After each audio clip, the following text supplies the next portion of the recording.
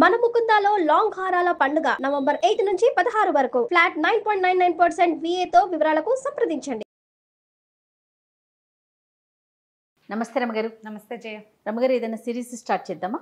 చిన్న సిరీస్ చెప్తాను. మనం బాగ్దాద్ కథలు చెప్తున్నాం కదా, అలాంటి దాంట్లో మాయావర్తకుడి కథ చెప్తాం. ఓకే. ఈ బాగ్దాద్ నగరంలో మారూఫ్ అని ఒక అబ్బాయి ఉండేవాడు. మారూఫ్ ఇతను ఏంటంటే పాత చెప్పులు రిపేర్ చేసేవాడు. కొంచెం తొందరగానే పెళ్ళయింది. ఏదో చెప్పులు రిపేర్ చేస్తే పావలా అర్థం వస్తుంది, ఏమిటో వచ్చి పడిపోతుంది. వ్యాపారం కాదు, పని. అంతే. పని చేసేవాడికి పని వచ్చితేనే డబ్బు వస్తుంది. ఎప్పుడైనా అంతే కదా, ఏ కాలమైనా అంతేను. సరే, ఏదో అట్ట పని చేసుకునేవాడు. పెళ్ళయింది ఇతనికి. అమ్మాయి పేరు ఫాతిమా. గంప గయ్యాళి, మామూలుది కాదు. డబ్బులు తెచ్చినా తిట్టేది, తేకపోయినా తిట్టేది. ఇంతే తెచ్చామని తిట్టేది, తేకపోతే అసలు రాలేదని తిట్టేది. కొంతమంది ఉంటారు, ఇప్పుడు కూడా ఉన్నారు. అయితే ఇతనికి ఏంటంటే కొంచెం పరువుగా బతకాలన్న కోరిక ఈ మారూఫ్కి. తెచ్చుకున్న పావలో అర్థో మన తిండికి చాలు, గొడవ పడకూడదు, తగాదా పడకూడదు, వీళ్ళు కొట్టుకుంటున్నారు అని చుట్టుపక్కల వాళ్ళు చెప్పుకోకూడదు. కానీ అలాంటి ఆశ ఏనాడు నెరవేరనిచ్చేది కాదు వాళ్ళ ఆవిడ, ఒప్పుకునేదే కాదు. సరే, ఒకనాడు ఏమైంది, ఏదో పని చేసుకోవడానికి బయటకు వెళ్తుంటే రొట్టెలు అమ్ముతారు ఆ ఊళ్ళో, బన్నులు లాంటివి అనమాట. నువ్వు ఏం తెస్తావో ఏం తేవో నాకు తెలీదు, సాయంత్రం వచ్చేటప్పుడు బాగా తేనె పోయించి తీపి రొట్టె పట్టుకురా అని చెప్పింది. బన్నులో తేనె పోసిస్తారు. సరే అని వెళ్ళాడు. వాడి కర్మం ఏమిటో, పొద్దున్న నుంచి సాయంత్రం వరకు రూపాయి 10 పావలా కూడా రాలేదు. రూపాయి అనకూడదు, 10 పైసలు కూడా రాలేదు. ఎవరి వాకిట్లోనో కూర్చుంటే వాళ్ళు ఏదో కాస్త మధ్యాహ్నం ఓ చపాతీ ఏదో ఇచ్చారు, అది తినేసాడు. పెళ్ళామేమి కట్టివ్వల. సాయంత్రం దాకా అయ్యింది, ఏమీ లేదు. చపాతీ తిన్నాడు కాబట్టి ఆగింది ప్రాణం. ఏం చేయాలో తెలియలే. ఇంటికి వచ్చే దారిలో ఆ రొట్టెల దుకాణం కనపడింది. ఆ దుకాణాన్ని చూసేసరికి వీడి కళ్ళలో నీళ్ళు రావటం మొదలుపెట్టి, ఇప్పుడు ఇంటికి వెళ్తే అది ఏం గోల్ చేస్తుందో, చుట్టుపక్కల వాళ్ళ పెళ్ళానికి రొట్టె కూడా కొనిపెట్టలేడంటే ఎంత పరువు తక్కువ అని కాస్త బికమహం వేసుకుని ఆ చెట్టు దగ్గర నుంచున్నాడు. నుంచుంటే కంట్లో నుంచి నీళ్ళు వస్తున్నాయి వాడికి దుఃఖంతో. పరువుగా బతుకుతామంటే ఒక్కరోజు పరువైన రోజు లేదే బతుకులో. ఇలా చింతిస్తుంటే ఆ దుకాణం యజమాని ఏదో గిన్నెతో నీళ్ళు తీసుకొచ్చి చెట్టు దగ్గర పోయటానికి వచ్చి చూశాడు. ఎరా మారూఫ్, ఏంట్రా సంగతి అన్నాడు. అన్నాక ఏమరా అలా ఏడుపు మూతి పెట్టుకున్నావు అనేసరికల్లా, ఏం చేయనన్నా, ఒక్క పావలా గిట్టుబాటు కాలేదు ఇవాళ. మధ్యాహ్నం ఆ ఫలానా వాళ్ళు ఎవరో ఒక చపాతీ పెట్టారు, తిన్నాను. మా ఆవిడ ఇంట్లో ఏం చేస్తుందో నాకు తెలీదు, బాగా తేనె పోయించి రొట్టెదేమంది. పావలా అయినా వస్తే నీకు ఇచ్చి తీసుకుందును, 10 పైసలు కూడా రాలేదన్నా ఈ పూట. ఇంటికి వెళ్ళాక అది ఏం గోల్ చేస్తుందోనండి భయంతో ఇక్కడే నుంచున్నాను అనేసరికల్లా అన్నాడు, వాళ్ళకంతే రేపు ఇద్దుగాని లేరా అన్నాడు దుకాణం యజమాని. దాదా రొట్టెలు ఉన్నాయి లేరా, నేను ఇస్తాగా నీకో రొట్టె అని లోపల తీసుకుపోయి ఇతనికి తీర్చడానికి ఏదో ఇంత నలకంత పెట్టి ఇంత రొట్టె తీశాడు బన్ను. అయితే ఏమైంది, తేనె అయిపోయింది దుకాణంలో. తేనె అయిపోయింది. మేము పంచదార పాకం వేస్తున్నాను రా, మా దుకాణాలు అందరూ తినేస్తారు, ఎవరు ఏమనరు, మీ ఆవిడ కూడా పాకం పోసిస్తానని పల్చటి పంచదార పాకాన్ని ఆ రొట్టె నిండా పోసి ఆ పంచదార రొట్టె పుచ్చుకుని మారూఫ్ ఇంటికి వచ్చాడు. ఫాతిమా వాకిట్లో రెడీగా ఉంది. ఏం చేసుకొచ్చావు అని అడిచింది. తెచ్చానే రొట్టె అన్నాడు. ఆ రొట్టె తీసుకుంది ఆవిడ స్పీడ్గా. మొగుడు పొద్దు నుంచి తిరిగి వచ్చాడు, వీడికి అన్నం సున్నం మంచినీళ్ళు కాళ్ళు కదుకోవడం ఏమీ లేవు. అది తీసుకోవడం అంటే అది ఓపెన్ చేయంగానే అరిచొచ్చినాడా, నువ్వు ఇంటి పిచ్చివి తెస్తావా అన్నది. అనేసరికి పిచ్చిదేంటి, మంచి రొట్టె, అక్కడ ఫలానా కొట్టు నీకు తెలుసు కదా, మీ మేనమావకి తోడలుడు కొడుకు వాడిదే కొట్టను. వాడు కొట్టయితే ఏంటి, నేను తేనె రొట్టె తెమ్మన్నాను, పంచదార పాకం పోసి తెచ్చావు అని మొదలుపెట్టింది. మీ నాన్న అంతే, మీ తాత అంతే, మీ ముత్తాత అంతే, మీ వంశమే అంతా ఇట్లా దిక్కుమాల సంబంధం చేశారు, ఎందుకు కొరగావు, తేనె రొట్టె తేలేవు పెళ్ళానికి అని తిట్టడం మొదలుపెట్టింది. అక్కడి నుంచి కాదు, వీళ్ళు ఇంట్లో చుట్టుపక్కల వాళ్ళంతా చేరారు. ఏమిటి అన్నారు. అనేసి అన్నాక ఒకళ్ళిద్దరు అన్నారు, ఏమొచ్చిందే మాయరోగం, రెండు ఒకటే కదా, ఏం పెద్ద తేడా ఉంటుంది, ఆ తేనె అయితే ఏమిటి, పంచదార పాకం అయితే ఏంటంటే నాకు అక్కర్లేదని రొట్టె ముక్కలు చేసి అక్కడ పడేసింది అంతది. ఇక ఇంకా గొడవ ఆడుతూనే ఉంది. వాళ్ళు మామూలుగా గొడవలు మొదలయ్యేసరికి మనమే ఏం చేస్తాం, అమావాస్య నాడు అట్టేసావా, పున్నన్నాడు పపేసావా అని అడుగుతుంటాం. ఎక్కడికో వెళ్తాం. మన పెళ్ళైన రోజున, మన పెళ్ళప్పుడు మీ అమ్మ, మీ నాన్న, మీ చెల్లి, మీ అక్క, నువ్వు ఇలాగే తెగ తిట్టిపోసింది. తిట్టిపోసేసి మొగుడిని ఒక మొట్టికాయ కొట్టింది. బతిమలాడాడు, బాగుంటుంది రొట్టె తినవే తినవే అంటే ఏం చేస్తాడు వీడు, పొద్దున ఎప్పుడో తిన్న చపాతి ఆవిడ వండుకు తినేసింది, సాయంకాలం స్వీట్ కోసం ఇది దెమ్మంది.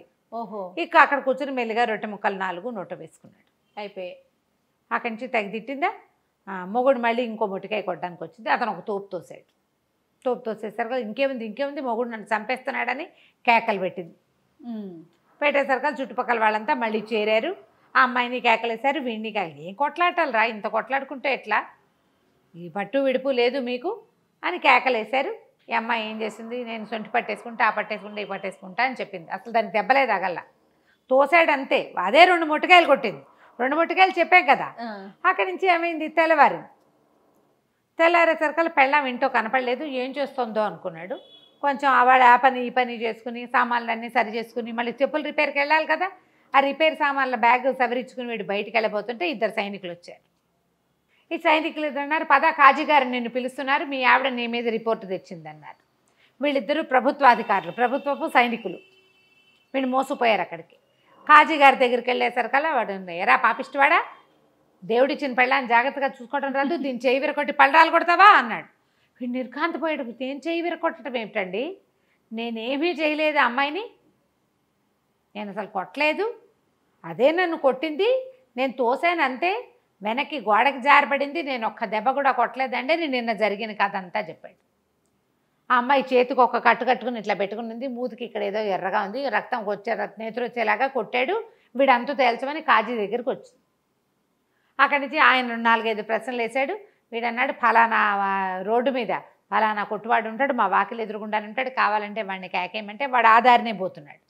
సైనికులు బయటకు చూసరికి ఏమండి మీరు చెప్పిన వాడు వస్తున్నాడండి అనేసరికి సుల్తానో వాడి ఏదో పేరు ఆ వాడిని పిలిచారు లోపలికి. పిలిస్తే వీళ్ళేం కొట్టుకోలేదండి, తేనెరెట్టు కోసం గోల్ చేసింది అమ్మాయి, అదే వీడిని కొట్టింది అనేసరికల్లా అక్కడి నుంచి కేకలేసాడు అమ్మాయిని కాజీ. ఏమిటమ్మా, పెళ్ళిని నిలబెట్టుకోవాలి, ఇట్లా చేయకూడదు, నీకు మొగుడు సరిగ్గా సంపాదించట్లేదని కోపం ఉందనుకో, దానికి ఇదే మార్గం, ఇట్లా కాదు, కొట్లాడుకోకండి, పొండి అని పంపించేసాడు.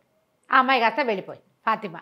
ఈ మారూఫ్ బయటికి వెళ్ళంగానే ఆ సైనికులు ఇద్దరు ఇతని వెనకాల, నీకు బందోబస్తుకు వచ్చాం కదా మాకేమైనా ఇవ్వమంటారు. పోలీస్ స్టేషన్లలో జరిగే కథ అప్పుడు ఉండేది పాపం. మరి నీకోసం మా సర్వీస్ ఇచ్చాం కదా అనేసరికల్లా ఇంకేం చేస్తారు. వీడు ఏమైంది అటు ఇటు చూశాడు. అతను పొద్దున పూట వచ్చేటప్పుడు ఏవో సామాన్లు అవి పట్టుకొచ్చుకున్నాడు కదా, ఆ సామాన్లలో ఒక పావలా బెళ్ళదు. ఆ పావలా చేతిలో పెట్టాడు. అన్నాడు, నన్ను వదిలేండి, నా దగ్గర ఇంకేమీ లేదన్నాడు. తన ఇంటి వైపుకి నడిచి వెళ్ళాడు. ఈ లోపల ఎవరో చెప్పులు రిపేర్ అనేసరికల్లా అటువైపు వెళ్ళేసరికి మళ్ళీ 2 సైనికులు వచ్చారు. ఇంకో కాజీ గారి దగ్గరికి వెళ్ళింది అమ్మాయి. ఇంకో కాజీ దగ్గరికి వెళ్ళేసరికల్లా మళ్ళీ ఒక కాజీ గారి దగ్గర ఆయన పత్రం ఇచ్చాడండి అన్నా కూడా సైనికులు ఒప్పుకోవాలి. అట్లా కాదు, నువ్వు కాజీ గారి దగ్గరికి వచ్చి చెప్పు. ఈ అమ్మాయి చేసి తూర్పు వైపు కాజీ దగ్గరికి ముందు వెళ్ళింది, పడమటి వైపు కాజీకి దగ్గరికి మధ్య. వీడిని ఎలాగైనా జైల్లో పెట్టాలి, మొగుడిని తన్నించాలి.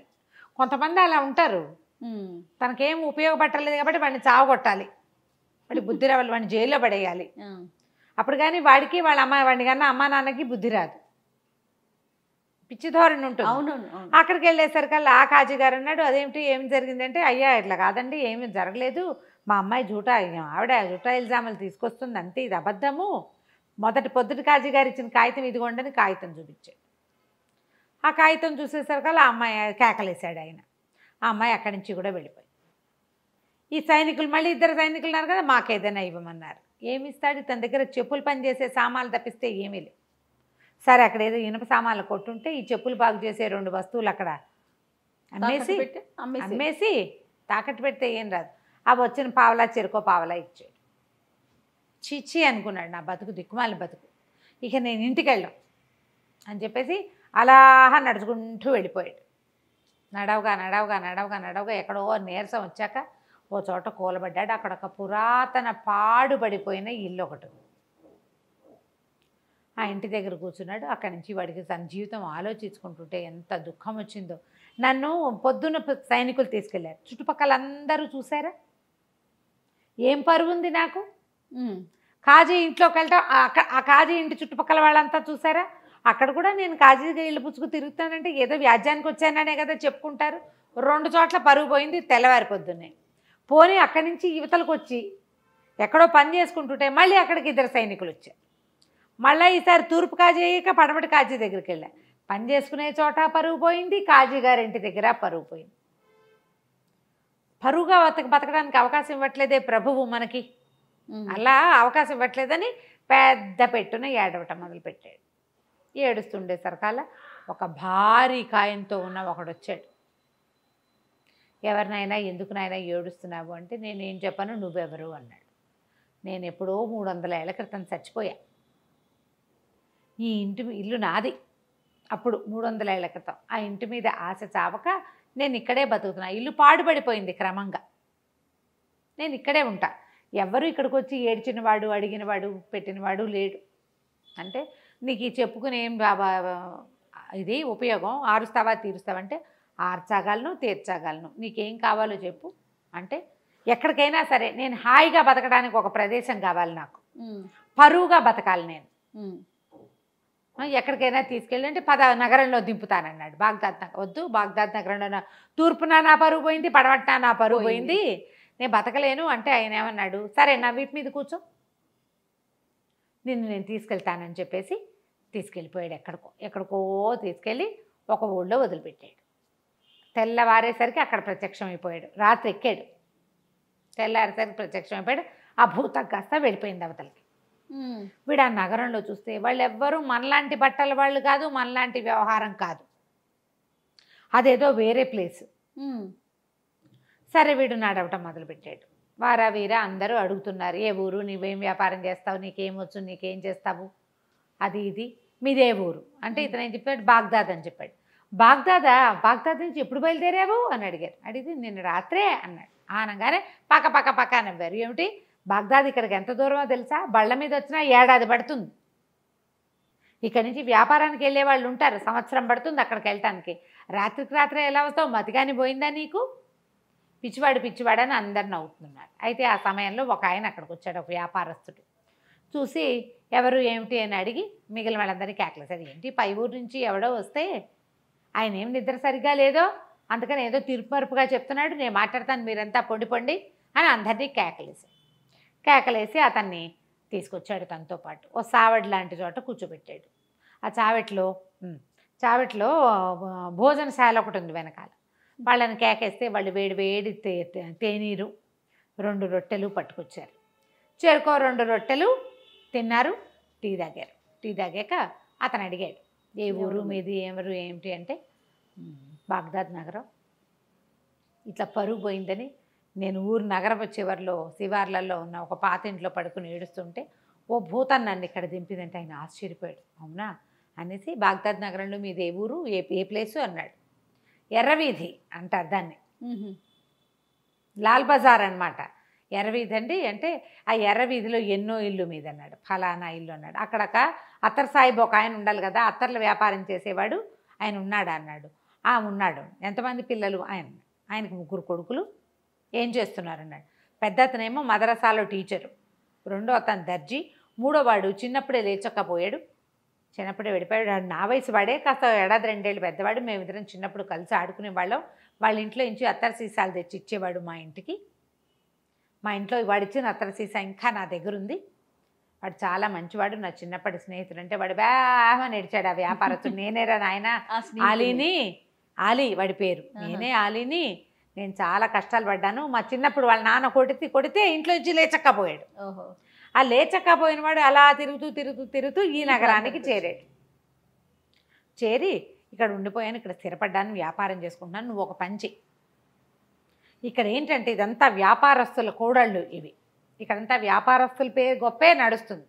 నేను నీకు ఒక కంచరగాడిదని ఇస్తా, డబ్బులు ఇస్తా, వ్యాపారస్తుడు అన్న సినిమా ఇవ్వాలి వీళ్ళకి. నువ్వు ఎవరేది అడిగినా సరే మా దగ్గర ఉన్నాయి, బిడార్లో వస్తుందని చెప్పు, దానం చేయి ప్రతి వాళ్ళకి, సరేనా అన్నాడు. సరే అన్నాడు. వీడు చక్కగా పంచలో పడుకుని నిద్రపోతే తెల్లవారేసరికల్లా ఆ ఆలీ ఏం చేశాడు, ఓ 1000 దినారాలు ఒక కంచరగాడిదని పంపించాడు. ఇతను ఏం చేశాడు, డబ్బులతోటి చక్కగా అక్కడ బజార్లో బట్టలు కొనుక్కుని చక్కటి బట్టలు వేసుకుని, కుర్రాడు కదా ఇతను, బాగున్నాడు, స్ట్రాంగ్గా ఉన్నాడు.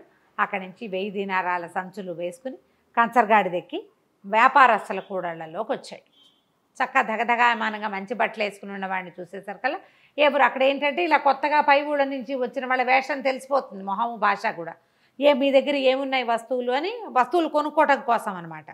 మీ దగ్గర ఏమున్నాయి, అవి ఉన్నాయా, ఇవి ఉన్నాయా, మీకు పట్టు వస్త్రాలు ఉన్నాయా, మీ దగ్గర సుగంధ ద్రవ్యాలు ఉన్నాయా, అక్కడి నుంచి ఏమో ఇవి ఉంటాయి కదా మన మిరియాలు, అవి స్పైసెస్ అవి ఉన్నాయా, ఇవి ఉన్నాయి. ఓహో బేళ్ళు ఉన్నాయి, కొల్లలు ఉన్నాయి, నా దగ్గర అవి ఉన్నాయి, నా దగ్గర ఇవి ఉన్నాయని చెప్పాడు. వాళ్ళు ఏది అడిగితే అది ఉందంటాడు. అక్కడి నుంచి ఒక ముష్టివాడు ఎవడో వస్తే ఇట్లా బ్యాగులో చేయి పెట్టి ఒక గుప్పెడు డబ్బులు తీసి ఇచ్చాడు. వీళ్ళు ఆశ్చర్యపోయి పెడుతుంపదేగా భలే ఇస్తున్నాడే అని ఆశ్చర్యపోయారు. అక్కడి నుంచి మసీదు వేళ అయింది, మధ్యాహ్నం ప్రార్థన సమయం అవుతుంది కదా. ప్రార్థనా సమయంలో ఏం చేశారు, అందరూ ప్రార్థనకు రండి హుజూర్ మీరు కూడా అని ఈయన కూడా తీసుకుపోయారు.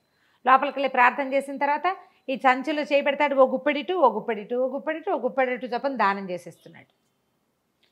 ఆశ్చర్యపోయారు. సరే భోజనశాలకు తీసుకుపోయారు. ఇవాళ భోజనం నా ఖర్చు అని అందరికీ భోజనం 100 దీనారాలు పెట్టి భోజనం పెట్టించేశాడు. చాలా ఆశ్చర్యపోయారు. ఆశ్చర్యపోయి ఎప్పుడు వస్తుంది మీ బిడారు ఏమిటంటే, వస్తుంది, నేను ముందు వచ్చేసాను, చాలా సామాన్లు ఉన్నాయి, 500కి పైగా గాడిదలు, అవన్నీ రావాలి. బిడారు వచ్చాక మీకు ఎవరికి ఏది అంటే వ్యాపారస్తులు బిడారంటే రావాలి కదా, ఒక సమూహంగా కొన్ని వందల బళ్ళు కలిసి వస్తాయి. నేను తొందరగా వచ్చేసాను, అవన్నీ ఏర్పరిచి నేను వచ్చేసాను అన్నాడు. అక్కడి నుంచి దానం అన్నాయి. ఇక్కడ చాలామంది ఉన్నారు బిచ్చగలు. ఈ లోపల ఒక ముసలి బిచ్చగత్తకి దానం చేస్తే ఆ బిచ్చగత్త పోయి ఎవరికో చెప్పింది. ఓ 25 మంది వచ్చారు. వాళ్ళందరినీ చూసారు కదా, అయ్యయ్యో సమయానికి డబ్బులు లేవే, నేను బిడార్లో ఉండిపోయిందంతా, నేను 1000-1200 తెచ్చాను అంతే అనగానే వ్యాపారస్తులను దాందేముందండి మీకు కావాలంటే అప్పు పెడతాం మేము అని చెప్పేసి తలా ఒక 1000 దీనారాలు అప్పిచ్చారు. ఓహో, ఈయనకి బిడార్ వస్తుంది కదా, ఆ బిడార్లో సరుకు వచ్చినప్పుడు తీసుకుంటాము. ఇక అక్కడి నుంచి దానాలు దానాలు దానాలు చేసేయటం మొదలుపెట్టాడు విపరీతంగా. ఎవరేవిస్తే డబ్బు ఇచ్చారంటే ఎవరో ఒకళ్ళకి ముష్టి వాళ్ళకి ఇచ్చేస్తాడు. ప్రజలు వీళ్ళంతా ఆశ్చర్యపోతున్నారు. క్రమంగా రోజులు గడిచే కొద్దికి ఆ బిడార్ వచ్చే జాడలేదు, వీడికేమో అప్పు పెరిగిపోతుంది. డబ్బులు అయిపోయినాయి ఇవ్వండి అంటాడు. వాడికి పరువుగా ఉండాలి, వాడి కోరిక అది. పరువు అంటే దాన ధర్మాలు అలాంటివి చేస్తూ ఉండాలి. బాగా ఎంత గొప్ప అనుకోవాలి, తన సొమ్ము కాదు మళ్ళీ. అలాగే చేశాడు. చేయగా చేయగా చేయగా చేయగా చేయగా రోజులు గడిచేసరికి వ్యాపారస్తులకు భయం పట్టుకుంది. 60,000 దినారాలు అప్పు పడ్డాడు వాడు. వాడు మాత్రం హుందాగానే ఉన్నాడు, హుందాతనానికి ఏమీ లోట్లేదు. అది వచ్చాక ఇస్తాను అంటాడు. అయితే అందరూ అలీకి చెప్పారు, నువ్వు నీ పరిచయస్తుడని చెప్పావు, నీ పరిచయస్తుడన్నావు, మరి ఇతనేమో ఇట్లా అప్పులు పెట్టేసేసాడు అనేసరికల్ అతను పరిగెత్తుకుంటూ వచ్చాడు. అలీ, ఓరి నీ దానాలు మండ, నీ గొప్ప పాడుగాను ఇట్లా చేసేవేమిట్రా నాయనా, ఈ అప్పంతా ఎట్లా తీరుస్తావు, ఇంత అప్పు ఎట్లా కుదురుతుంది, ఇది చాలా పొరపాటు, ఏదో ఒకటి చేసి తప్పించుకో ఇక్కడి నుంచి. ఇప్పుడు అలీ చెప్పలేడు, ఎందుకంటే ఇతను చాలా గొప్పవాడని, తను చాలా అద్భుతమైన వ్యక్తి అని మొదట్లో వాళ్ళందరికీ చెప్పాడు ఇతను. అతని భరోసా మీద వీళ్ళు అప్పిచ్చారు. ఇప్పుడు భరోసా పోయింది, వీడి గొప్పతనం అవుతుందో లేదో తెలీదు. దాంతో చాలా భయం పట్టుకుంది వీడికి అలీకి. చెప్తే సరే ఇతను ఏమన్నాడు, ఏం పర్వాలేదు, ఏదైతే అది అవుతుందో చూసుకుందామన్నాడు. ఏం చేశాడో చూద్దాం మనం మళ్ళీ. ఓకే, కానీ వాడి ధైర్యానికి చూడండి. కొంతమంది ఉంటారు కదా రమ్మగారు, అసలు ఆలోచించారు. అదే మరి. రైట్, నెక్స్ట్ ఎపిసోడ్ చూద్దాం మరి. అలాగే. నమస్తే అండి. నమస్తే జయ. నమస్తే రమ్మగారు. నమస్తే జయ. రమ్మగారు, మనం మాయావర్తకుడు ఈ సిరీస్ చెప్పుకుంటున్నాం కదా, నెక్స్ట్ భాగంలోకి వెళ్దామా? రెండో భాగం. మారూఫ్ బోళ్ళని అప్పులు చేసేసుకున్నాడు. 60,000 దినారాలు అప్పుపడ్డాడు. ఈ 60,000 దినారాలు అప్పుపడినటువంటి ఈ మాయావర్తకుడు సంగతి ఆ ప్రాంతపు నవాబు గారికి తెలిసింది. ఆయన ఆశ్చర్యపోయాడు. అంత డబ్బు ఉందా, అంత పెద్ద బిడారుందా, వాడిని నమ్మి ఇచ్చారంటే ఉండే ఉంటుంది అని. ఆయనకి ఏంటంటే ఈ సుల్తాన్కి కొంచెం పిసినారు వాడు. ఆయన డబ్బు ఖర్చు పెట్టడం పెద్దగా ఇష్టం ఉండదు. కూతురికి పెళ్లి చేయలే ఆయన. ఎవరికైనా ఏమైనా ఇచ్చి పెళ్లి చేయకుండా ఎవరి దగ్గర నుంచి ఏమైనా పుచ్చుకుని చేద్దామంటూ అనుకుంటున్నాడు. ఓహో, అలాంటి ధోరణి ఉన్నవాడు. అయితే ఆయన తన వజీర్ని అడిగాడు, వాడెవడో అంత బ్రహ్మాండ నాయకుడు ఒకడు ఊళ్ళోకి వస్తే వాడిని మనకు పరిచయం చేయొద్దు, వాడి దగ్గర చాలా సంపద ఉంటే మన పిల్లని ఇచ్చి పెళ్లి చేద్దాం అన్నాడు.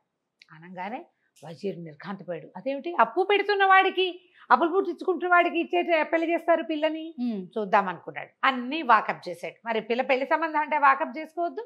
వాకప్ చేసిన తర్వాత ఏమన్నాడు, వాడి బిడారు దరిదాపుల్లో లేదు, వాడిని గుర్తుపట్టిన వాడు ఆ అలీ అన్నవాడు. మొదట వీళ్ళ నాన్న ఫలానాది, వీళ్ళు చాలా గొప్పవాళ్ళు అని చెప్పాడు. వాడికి కూడా వీడు బాకీ పడ్డాడు. ఆ అలీకి కూడా బాకీ పడ్డాడు. ఊళ్ళో వర్తకులందరూ ఎలాగో వీడి దగ్గర నుంచి సరుకుల్లో సామాన్లో తీసుకోవచ్చు అన్న ఉద్దేశంతో అప్పులు పెట్టారు. 60,000 దినారాల అప్పు ఉంది. అంత అప్పుల్లో ఉన్నవాడికి పిల్లనెట్టా ఇస్తామండి, అట్ట పనికిరాదన్నాడు. ఎట్లా ఇస్తాం? అవును కదా. అనగానే రాజు కొళ్ళు వండిపోయింది ఆ సుల్తాన్కి. ఊరి దుర్మార్గుడా, ఇదివరకు ఎప్పుడో మా పిల్లని అడిగావు నువ్వు పెళ్ళికి, వజీర్కి ఏమి ఇస్తామని నేను వద్దన్నాను, నువ్వు ఊరుకుని ఇంకో పెళ్లి చేసుకున్నావు. కానీ అది మనసులో పెట్టుకుని మా అమ్మాయికి గొప్ప వర్తకుణ్ణి ఇచ్చి పెళ్లి చేసే అవకాశాన్ని నువ్వు చెడగొడుతున్నావు, వెళ్ళిపోవు నా కళ్ళ ముందు నుంచి అన్నాడు. అనగానే వజీర్ నాలుగు ఖర్చుకుని మీ ఇష్టం అండి, మాట్లాడి పెట్టమంటే మాట్లాడతా. సరే అక్కడి నుంచి వజీర్ ఇంకేం చేస్తాడు, వజీర్ ఉద్యోగం ఊడిపోయేలాగా ఉంది అంతేగా. విడిపోయి మారూఫ్ దగ్గరికి వెళ్ళాడు. వజీర్ వెళ్ళి రండి రాజుగారి మన సుల్తాన్ని కలుద్దురు కానీ అని చెప్పేసి సుల్తాన్ దగ్గరికి కల్పించాడు. కల్పించిన తర్వాత సుల్తాన్ గారికి ఒక అమ్మాయి ఉంది, మరి కొంచెం అటు ఇటుగా మీకు దగ్గర వయసు అమ్మాయి, వివాహం చేసుకుంటారా అన్నాడు. అమ్మ అంటే ఆవిడకో 25 ఏళ్ళు పైన ఉన్నాయి, ఎప్పుడో చేయాలి పెళ్ళి, ఈయన డబ్బున్న పెళ్లి కొడుకు కోసం చూస్తున్నాడు. ఇతను అన్నాడు పెళ్ళి ఎక్కడ చేసుకుంటానండి, నేను పెళ్ళికి వెళ్ళి ఇప్పుడు చేసుకోలేను, నా బిడారు వచ్చాకే ఏమైనాను, పెళ్ళంటే మాట్లాడి ఎంత దానం ధర్మం చేసుకోవాలి, జీవితకాలం ఉండవలసింది, మంచి కొడుకులు పుట్టద్దు నాకు, పుట్టాలంటే ఏం చేయాలి, దాన ధర్మాలు చేయాలి, పెళ్లికి సహాయం చేసిన వాళ్ళందరికీ బట్టలు పెట్టాలి, పాతలు పెట్టాలి, బోడని చూడాలి, తిళ్ళు తిప్పలు, ఇల్లు వాకిళ్ళు ఎన్ని ఏర్పరచాలి, మళ్ళీ నేను పెళ్లి కూతురికి నేను పెట్టుకోవాల్సిన కట్నం ఎలాగో ఉంది, వజ్రాలు వైఢూర్యాలు నా దగ్గర మరకత మణులు ఉన్నాయి, అవన్నీ పెట్టుకోవద్దు, ఏమీ లేకుండా ఎట్లా చేస్తే నాకు అసలు పుట్టేటప్పు ఉంది, బిడారు వచ్చాకండి అన్నాడు. రాజుగారికి ఏమనిపించింది, ఈ మాటలన్నీ వినేసరికి ఎక్కిపోయారు వీళ్ళు, అయ్యి బాబోయ్ వీడి దగ్గర చాలా ఉందని. వజీర్కి వీడు ఏదో ఒక నాటకం ఆడుతున్నాడేమో అని అనుమానం వచ్చింది, అనుమానంగా ఉంది. రాజుకు అనుమానం రాల. వాడు పద్మరాగాలు, మరకతాలు, పచ్చలు, వైఢూర్యాలు, కెంపులు అంటున్నాడు. అంటే అవన్నీ పేర్లు మామూలు వాళ్ళకి ఎలా తెలుస్తాయి, వాటితో ఆడుకునే వాడికి అర్థమవుతాయి.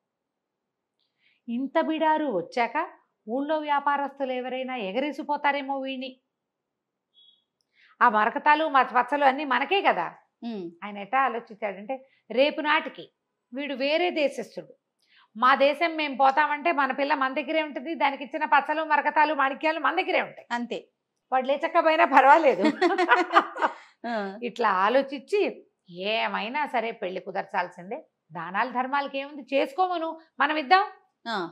ఆయన పెళ్లి కుమారుడు చేసుకోదలుచుకున్న దాన ధర్మాలకి వేటికి అడ్డం లేకుండా పోసేయండి, డబ్బులు మనతో ఉన్న బొక్కసం అంతా ఆయనకి ఇచ్చేసేయండి, ఆయన పిల్లకి ఏం పెట్టుకోదలుచుకున్నాడో అవన్నీ పెట్టుకోమనండి. అంటే డబ్బులుగా వస్తువులు ప్రత్యేకాలని చెప్తున్నాడు చూడు, బిడారు వచ్చాకే పెడతాడు, అమ్మాయికి చెప్తాం ఆ మాట. అక్కడ ఏంటంటే స్త్రీధనం ఇచ్చి పెళ్లి చేసుకునే విధానము ఈ జాతుల్లో బహుశా ఉన్నది, ఆ కథలో అట్లా కనపడుతుంది. స్త్రీధనం ఇవ్వాలంటే అమ్మాయికి ఒక 25,000 దినారాలు, అమ్మాయి ఒక బొక్కసం ఉంటుంది ప్రత్యేకంగా వాళ్ళకి, బొక్కసం అంటే ధనాగారం అనమాట, ఓ బాక్సులో పోసి ఇస్తారు. అది ఆ అమ్మాయికి రేపొద్దున సేఫ్టీ, వీడు వదిలేసి వెళ్ళిపోయినా ఏదైనా అయినా ఆ డబ్బు ఆ అమ్మాయిది. దానికి ఉర్దూలో ఒక ఖచ్చితమైన పేరుంది, ఇప్పుడు సడన్ నిన్న గుర్తుంది, వాళ్ళ జ్ఞాపకం రావట్లేదు. ఇప్పుడు పెళ్లిళ్లలో కూడా ఉందిట, అమ్మాయికి ఇవ్వటం ప్రత్యేకంగా ఉన్నది. కొన్ని కుటుంబాల్లో ఖచ్చితంగా అమ్మాయికి స్త్రీధనం పుట్టింటి వాళ్ళు కాదు, కాబోయే భర్తే ఇంత ఇస్తాము అని చెప్తారు, అదే ఆ అమ్మాయిదే. బాగుంది, ఆచారం అయితే చాలా బాగుంది కదా. అయితే ఏమైంది, ఒప్పుకున్నాక ఇక మన మారూఫ్కి పెళ్లి కుమారుడు అయ్యాడమ్మా, మామూలుగా కాదు, బ్రహ్మాండంగా పెళ్లి కుమారుడయ్యి పందిళ్ళు వేసిన వాడి దగ్గర నుంచి వడ్డిచ్చిన వాడి వరకు, వజీర్ నుంచి హెల్పర్ కుర్రవాడి వరకు అందరికి వస్త్ర సముదాయం బహుకరించాడు. పెళ్లి కుమార్తెకి 50,000 దినారాలు చదివించాడు, 5 రోజులు విందు చేయించాడు, అన్ని మంగారు డబ్బులతోటి, మామగారివే డబ్బు, మనకి లేవు కదా, లేవు. సరే పెళ్ళైపోయాక అంతా హడావిడంతా సర్దుమణిగింది. సరే అమ్మాయిని అబ్బాయిని కలిపారు. మారూఫ్ ఆల్రెడీ మ్యారీడ్ కదా, ఇంతకుముందే పెళ్ళైన వాడు, చక్కగా రాజకుమార్తె కొంచెం వయసున్న అమ్మాయే, చిన్న అమ్మాయి కాదు, చాలా కులాసాగా ఉన్నారు. కాకపోతే మారూఫ్ ఏం చేశాడంటే తొలి రోజు రాత్రే భార్యకి మొత్తం విషయం చెప్పేశాడు. ఆవిడ పక్క నవ్వింది, మా నాన్నకి ఈ శాస్త్రి కావాల్సిందే అంది. ఇలాంటి మోసం భలే ఉంది, మోసం ఇంత మాయా అని. పోన్లేండి మా నాన్న అడిగేదాకా మాట్లాడకండి, మనం కులసాగా ఉందా ఉంది. హాయిగా మొగుడు పెళ్ళాం ఎదురు చిలకా గోరింకాలే రాజుగారి ఇంట్లో ఉన్నారు. రోజులు గడుస్తున్నాయి, బిడారు పత్తా లేదు. రాజుగారికి టెన్షన్ పడుకు వెళ్ళింది, వీళ్ళ బొకసంతా ఖాళీ అయిపోయింది. అక్కడి నుంచి రోజువారీ అల్లుడు గారికి అలవాటైన అవి ఉన్నాయి కదా, దాన ధర్మాలు. మసీదుకి వెళ్తే దానం చేయాలి, ప్రార్థనకి వెళ్తే చేయాలి, చాపేసిన వాడికి ఇవ్వాలి, టోపీ పెట్టిన వాడికి ఇవ్వాలి, ఇచ్చేస్తున్నాడు. రాజుగారి బొక్కసం అంతా ఖాళీ అయిపోయింది. అవి లేవు, ఇవి రావు. ఇక వజీర్ని పీడించడం మొదలుపెట్టాడు. వజీర్ కాస్త, మహాప్రభు మీరు అడక్కండి, వీడు దొంగ గ్యారంటీగా. మా వర్తకుడు అంటే వర్తకుడు కదా, వీడు మాయావర్తకుడు, వీడు మాయవాడు, వీడిని నమ్మడానికి వీల్లేదు. మీ అమ్మాయి వాడితో కాపురం చేస్తుంది, ఆ అమ్మాయితోటి అడిగించండి అనేసరికల్లా సుల్తాన్ గారు పరిగెత్తుకుంటూ కూతురు దగ్గరికి వచ్చి, అమ్మాయి ఇగో ఇట్లా ఉంది పరిస్థితి, మీ ఆయన అడుగు బిడారు ఎప్పటికి వస్తుందో అంటే, ఆ రోజు రాత్రి భర్తకు చెప్పింది, నా మాట వినండి, మరి నీకు నా దగ్గర ఒక 50,000 ఉన్నాయి, మీరు ఇచ్చింది కాదు, నా దగ్గర ఉన్నాయి. ఆ అమ్మాయి జమ చేసుకుంది, వాళ్ళు వీళ్ళు ఇచ్చిన డబ్బులు, ఏదైనా తండ్రి ఏదైనా బర్త్డేలకు ఇచ్చింది, ఆ అమ్మాయి ఖర్చులకు ఇచ్చినవి అవన్నీ పక్కకేసి పెట్టుకుంది. మీరు ఇచ్చిన బాక్స్ బాళంగా బాక్స్ అట్లాగే ఉంది, అది ముట్టుకోరట, ఖర్చు కూడా పెట్టట్టు, దాన్ని ఇస్తాను, ఇవి పుచ్చుకుని వెళ్ళిపోండి, ఎక్కడో చోట బతకండి, వస్తాడని చెప్తా మా నాన్నకి. కొద్ది రోజుల వరకు నువ్వు వస్తావు, బిడార్ కోసం వెళ్ళాడు వస్తాడు అంటే ఓ 4 రోజులు ఆగుతాడు కదా, ఆ నెలలో నువ్వు ఈ దేశం చేరిపోతావు, ఏదో ఒక దేశం చేరిపోయి ఏదైనా చిన్న వర్తకం చేసుకుని బతకండి అని చెప్పేసి సరే ఇతను 50,000 దినారాలు పుచ్చుకుని ఏం చేస్తాడు, అయ్యో ఇంత చక్కటి భార్య, ఇంతకుముందు రాకాసి మొహంది అది, ఇంతకుముందు ఉన్న భార్య ఏమిటి 3 కాజీల దగ్గరికి తిప్పింది కదా, అంత డబ్బులు, పైగా తనే దెబ్బలు కొట్టుకుని వీడే కొట్టాడు అంటుంది, దుర్మార్గురాలు. దాన్ని వదిలేసి వచ్చినా బాధ లేదు, ఈ అమ్మాయిని ఇంత చక్కటి మనిషిని వదిలిపెట్టాల్సి వస్తుందని చాలా చింతపడ్డాడు. కానీ ఇంకేం చేస్తాడు, 50,000 దినారాలు పుచ్చుకుని ఓ గుర్రాన్ని దేనో సంపాదించి పారిపోయాడు. మర్నాడు పొద్దున మధ్యాహ్నానికి ఓ భోజనాలు అయిన తర్వాత సుల్తాన్ వచ్చి కూతుర్ని అడిగాడు, ఏమిడమ్మా మీ ఆయన ఏమి సమాధానం చెప్పాడంటే, ఏమో నాన్న రాత్రి ఏదో ఉత్తరం వచ్చింది ఆయనకి, ఉత్తరం వస్తే సరే ఇగో బిడారు దారిలో ఉందిట, అక్కడ ఏదో ప్రాబ్లం అయిందిట, బిడారు దొంగలు దోచుకున్నారని రమ్మని కబురు వచ్చింది, మా ఆయన పరిగెత్తుకుంటూ వెళ్ళాడు, మరి అదేదో చూసుకుని వస్తాడు, మీరు కంగారు పడకండి అంది. అనగానే మన వజీర్ అన్నాడు, మహారాజా అయిపోయింది ప్రభు, అయిపోయింది సుల్తాన్ అన్నాడు. అవి వెళ్ళిపోయాడు, ఇక రాడు. మీ కూతురే అబద్ధం చెప్తుందో మీ కూతురికి వాడే అబద్ధం చెప్పాడో నాకు తెలియదు. గ్రహించాడు, ఆయన గ్రహించాడు, సుల్తాన్ గారు గ్రహించట్లా, ఈయన డబ్బు తాపత్రయం కదా, వస్తాడేమో కూతురిని నమ్మాడు ఆయన, 5 ఏళ్ల కూతురు, అదేమన్నా చిన్నపిల్ల, అమ్మాయికి అన్నీ తెలుసు కదా. సరే కొద్ది రోజులు ఆగుదాం అనుకున్నారు, చూద్దాం తర్వాత వాడి కోసం వెతుకుదాం, ఈ లోపల ఖాళీ అయిపోయిన బొక్కసారి నింపే పని చేసుకోవాలి పాపం వాళ్ళు. ఈ మారూఫ్ ఏం చేశాడు, గుర్రం వేసుకుని వెళ్ళాడా, వెళ్ళగా వెళ్ళగా వెళ్ళగా వెళ్ళగా ఒక 2-3 రాత్రులు గడిచినాయి. 4వ నాటి సాయంకాలం ఒక బీడుగా ఉన్న ఒక పంట పొలాల మధ్యలోకి చేరాడు. ఈయన మంచి బట్టలు, మరి నవాబు గారు అల్లుడుగా ఉన్నాడా, చక్కటి గుర్రం చూసి ఆ రైతు మంచినీళ్ళు ఇచ్చాడు. ఇక్కడ ఏమైనా ఆహారం దొరుకుతుందా, ఆకలి దహించుకుపోతుందంటే, బాబు ఏదండి చిన్న ఊరండి, మీలాంటి గొప్పవారికి ఆహారం సరిపడా ఇవ్వగలిగే ఊరు కాదు, నేను ప్రయత్నం చేసి వస్తా, ఇదిగో ఇదేదో తాగండి అని ఒక షర్బత్ ఏదో తెచ్చుకున్నాడు వాడు, చిన్న ముంతల పోసుకుని ఇచ్చి, మరి చెట్టు కింద ఉండండి, మీకు ఏదైనా ఆహారం ఏర్పాటు చేసుకొస్తాను బాబు అంటే ఒక 2 దినారాలు వాడి చేతిలో పెట్టాడు. సరే వెళ్ళిపోయాడు, అతను వెళ్ళిపోయాడు. ఈ మారూఫ్ ఇప్పటికీ కొన్ని నెలలుగా వ్యాపారస్తుడుగా ఉంటున్నాడు, కానీ వ్యాపారస్తుడుగా ఉంటున్నాడు, సహజంగా కష్టజీవి కదా వాడు. ఏమైంది, ఒక అరక దున్నుతున్నాడు, ఆ రైతు పొలం దున్నుతున్నాడు, 2 ఎడ్లు కట్టి నాగలు కట్టుంది. పాపం వీడెవడో మనిషి కనపడేసరికల్లా తిండి ఏర్పాటు చేస్తానని వెళ్ళాడు. వాడు వచ్చే లోపల 2 పర్రాలు దున్నితే కనీసం వాడు కాస్త సంతోషిస్తాడని ఇతను ఏం చేశాడు, ఆ జాట్లోకి పోనిచ్చాడు, ఎద్దుని దున్నడానికి 2 ఎడ్లని హే హే అన్నాడు కానీ దానికి ఇట్లా జాలుగా ఉంది. మామూలుగా ఎలా ఉంటుంది, అరక ఒక రౌండ్లో దున్నుతారు కదా, దానికి ఒక గీత కనపడుతూ ఉంటుంది. ఇతనికి అలవాటు లేక హే హే అనేసరికల్లా అవి ఇట్లా పోకుండా ఇట్లా పోయినాయి పక్కకి. ఈ పక్కకి పోయేసరికల్లా ఈ నాగలి ఇంకో పక్కకి లాగింది, మొదటి గీతలో లేదు, 2వ గీతలో ఉందన్నమాట. ఆ గీతలోకి వెళ్ళి వెళ్ళి వెళ్ళి ఎక్కడో పట్టేసింది. ఎంత హే అన్నా హాయ్ అన్నా ఏమీ రావటం. ఇతను కొంచెం గట్టిగా అదిరిచ్చి తను కూడా అరకపుచ్చుకొని లాగడానికి ట్రై చేశాడు. కింద ఏదో పట్టుకుపోయినట్టు అర్థమైంది. సరే ఏం చేశాడు, అరకని వదిలిచ్చి ఆ పక్కన ఏదో పలుగు గుణప ఉంటే అది తవ్వాడు. తవ్వితే కింద ఒక పెద్ద స్క్వేర్గా ఒక రాతి పలక లాంటిది ఉంది. ఏదో ఉంది దీని కింద అనిపించింది. ఇక దాని గుణపం పెట్టి ఒక్కో చుక్క ఒక్కో ముక్క చొప్పున అంగుళం చొప్పున దాన్ని పక్కకు తోయటానికి ప్రయత్నం చేశాడు. ప్రయత్నం చేస్తే కొంతమేర గ్యాప్ వెళ్ళేసరికల్లా లోపల ఒక తొట్టెలాగా కనపడుతోంది. ఏదో ఉంది. ఆ తొట్టె లోపలికి గుణపాన్ని పోనిచ్చి దాన్ని పలకని తోసాడు. అవుతుంది తోస్తే లోపలికి మెట్లుంది. ఇది ఒక నిమిషంలో జరిగిన పని కాదు, గంట పట్టింది, టైం తీసుకుంటుంది. అతను భోజనం వండించడానికి వెళ్ళాడు. మొత్తం పొలాలని నిరాబాగా ఖాళీగా ఉన్నాయి, ఏమీ లేదు. ఆ మెట్లు కనపడేసరికల్లా ఇతను ఏం చేశాడు, ఆ గుణపాన్ని బయటికి తీసేసి ఆ మెట్ల కొంచెం ఇంతే తోసాడు. మొత్తం తొయిలేపోయాడు. కొంతమేర తోస్తే మెట్లు కనపడ్డాడు. అందులోకి దిగిళ్ళాడు. దిగిళ్తే కుప్పలు తెప్పలుగా బంగారం ఉంది లోపల. ఇక మణులు మాణిక్యాలు ఎంత బంగారం ఉందో, కోట్ల కొద్దీ డబ్బు.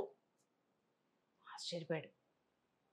ఎంత అదృష్టం అదే కదా. సరే ఏం చేశాడు, పైకి వచ్చేసి ఆ పల్లని యథాతథంగా మళ్ళీ మెల్లిగా ఎంత తోసాడు, తను పట్టడానికి కింద మేర తోసాడు. ఒక మూరం బాతిగా తోసాడు. మళ్ళీ తోసేసి మట్టి యథాప్రకారం లాగేశాడు. చెట్టు కింద కూర్చున్నాడు. పోయి ఒక 2 గంటలు గంటన్నర గడిచాక ఆ రైతు బకరైలు చేసుకుంటాడు, సేద్యం చేసుకుంటున్నవాడు చక్కగా 4 ముంతలు చెంబులు అన్ని ఒక పెద్ద సంచులు పెట్టి పట్టుకొచ్చాడు. బాబు నేనే మా ఇంట్లో వండించానండి, మీరు 2 కాసులు ఇచ్చారు, మరి మా ఆవిడతోటి వండించాను, ఇంట్లో చేసిన వంటే తినండి అన్నాడు. అన్నాక మారుఫ్ కూర్చొని తను తింటూ ఈ అబ్బాయికి కూడా పెట్టాడు. నువ్వు కూడా తినబోయి అన్నాడు. అన్నాక ఈ పొలాలు ఏమిటి ఇదంతా అంటే, ఇది ఏం జరిగింది, పాత రోజుల్లో ఎవరో రాజులు ఇక్కడ తవ్వి దాచిపెట్టుకున్నారు నిధి. ఈ తవ్వి దాచిపెట్టుకున్న తర్వాత ఈ అలాంటి ప్రాంతాల్లో ఏంటంటే ఇసుక తుఫాన్లు అవి వచ్చేసి ఇదంతా మూసుకుపోయింది. ఆ రాజులు పోయారో ఏమయ్యారో, ఎన్నో తరాల నాటివి అవి. ఆ తర్వాత మట్టి కప్పడిపోయింది, మెల్లిగా సైద్యంలోకి దిగారు. ఆ పర్టికులర్ హుక్కు ఈ రైతుకి ఏనాడు తగల, అది మామూలుగా బంజరుగా ఉంది. ఈ మధ్య అతను తవ్వుకోవటం మొదలుపెట్టాడు. ఏమన్నాడు, బాబు ఇక్కడేం పెద్దగా పంటలు పాడు ఏం పండవండి, ఇట్టగే ఎడారిగా ఉంటుంది, సరే ఏదో ఒకటి చేద్దామని నేను ప్రయత్నం మొదలుపెట్టాను, ఇప్పుడేనండి తవ్వు చేస్తున్నాం అంటే ఈయన ఏమన్నాడు, అరే అబ్బాయి నీకు 50,000 దినారాలు ఇస్తా, ఇది మొత్తం నాకు అమ్మేసి అంటే. ఆశ్చర్యపోయాడు. 50,000 లెక్క పెట్టుకోవడం లేదే ఇదిపోయాడు రైతు. బాబు అంత గొప్ప పని చేస్తారండి, చేస్తా, నేను ఇక్కడే ఉంటా, నాకు ఒక షెడ్ వేయటానికి సహాయం చేయను, ఒక గుడారం వేసుకోవడానికి సహాయం చేయి, ఈ నేల కావాలి నాకు, నా బిడారు రాబోతోంది అని చెప్పాడు. రైతు చాలా సంతోషించాడు. ఈయన ఇచ్చిన 50,000 దినారాలు తీసుకెళ్ళు, ఈయనకు ఒక పెద్ద చక్కగా పడుకుని హాయిగా కూర్చోవడానికి అన్నిటికీ విశాలంగా ఉండేలాగా కుటీరం లాంటిది ఏర్పాటు చేశాడు. అక్కడే ఉండిపోయాడు మారూఫ్ కొద్ది రోజుల పాటు, నెలన్నాడు. ఈ లోపల కావలసినప్పుడల్లా ఈ మట్టి తోసేసి అందులోకి వెళ్ళి తీసుకొని డబ్బులు తెచ్చుకుని పెట్టుకుని ఆ దారిన వచ్చిన కంచరగాడిదలన్నీ కొనుక్కున్నాడు. ప్లాను కంచరగాడిదలు కొన్నాడు. చిన్న చిన్న బిడార్లు వస్తాయి, మీ బిడారు నేను కొంటాను, ఎంత కమ్ముతావు అని మాట్లాడి డబ్బిచ్చి కొనేసుకున్నాడు.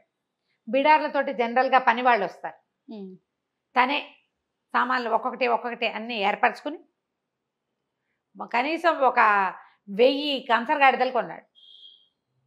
అన్నీ కొన్నాక ఒక రోజంతా పనిచేసి ఈ కిందున్న మొత్తం వజ్రాలు బంగారం అన్నిటిని మూటలు కట్టించి ఆ గాడిదల మీద వేసుకుని ఆ మొత్తం బిడారిని నవాబు గారి దగ్గరికి తన భార్యని దగ్గరికి తరలించుకుపోయాడు.